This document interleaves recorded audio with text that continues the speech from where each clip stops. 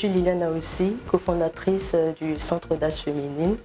Je suis ce matin sur le plateau de Ose TV, la chaîne des entrepreneurs, pour parler du Centre Audace. Audace Féminine, nom audacieux pour une association ou plateforme. Vous voulez prouver quoi à qui? D'accord. Alors, ce qu'on veut prouver, c'est que les femmes sont des actrices de développement. Que faites-vous d'audacieux chez vous-même? Alors, ce qu'il y a d'audacieux au Centre Audace Féminine, c'est que nous proposons aux femmes des formations pour développer leur leadership, pour acquérir des compétences de vie, pour pouvoir impacter positivement leur milieu de vie. De toutes les thématiques et concepts développés à l'endroit de l'épanouissement de la femme, pourquoi c'est celui-ci que vous avez choisi? À Audace Féminine, nous avons choisi de travailler sur la question de l'entrepreneuriat, sur la question de l'inclusion financière et sur la question du développement des compétences. Alors pourquoi ces trois aspects? Ces trois aspects parce que nous pensons qu'une femme, pour être épanouie, doit pouvoir s'exprimer dans la société. Elle doit pouvoir exprimer ce qu'elle ressent.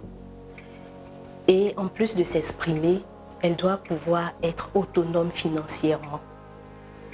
Donc, nous pensons que parmi tant d'initiatives qui sont déjà en place, il est important de pouvoir pousser la femme à devenir un agent de développement. Comment devenir une femme audacieuse? Parlons de l'adhésion à votre plateforme. Alors, Audace Féminine a des membres qui sont bénévoles. Il n'y a pas particulièrement de formalité pour rejoindre l'équipe. Et nous organisons des ateliers de motivation, nous organisons des rencontres d'échange et ces rencontres sont ouvertes à toutes les femmes et même à des hommes.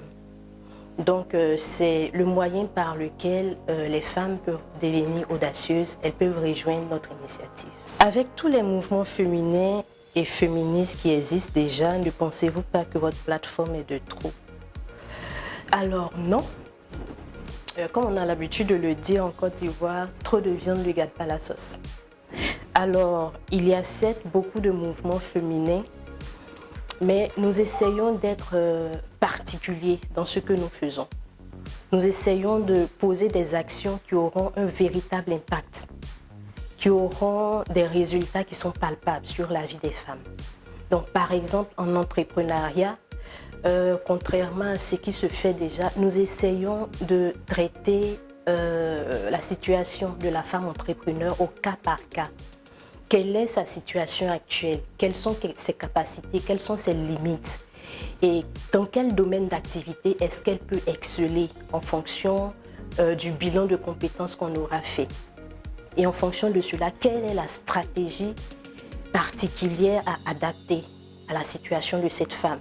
Et comment l'encourager à ne pas baisser les bras lorsqu'elle va se trouver face à certaines difficultés.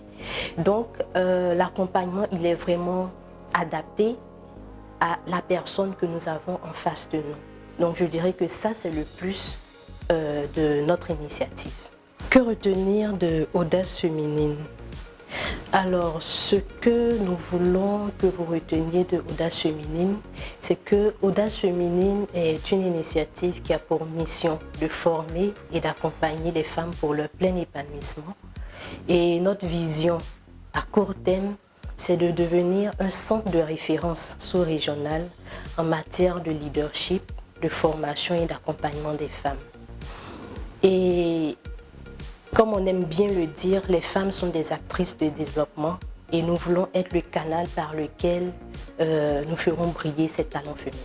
Alors pour la dernière question, on me demande de faire un atalaku de Audace Féminine en Ouchi. On va essayer. Alors jeune sœur, si tu es une grouilleuse 2 gigas comme moi, si tu as kété et que tu n'as pas encore trouvé ton chemin, viens au Centre Audace Féminine. On a un plan pour toi. Toi aussi ton étoile va briller. Merci.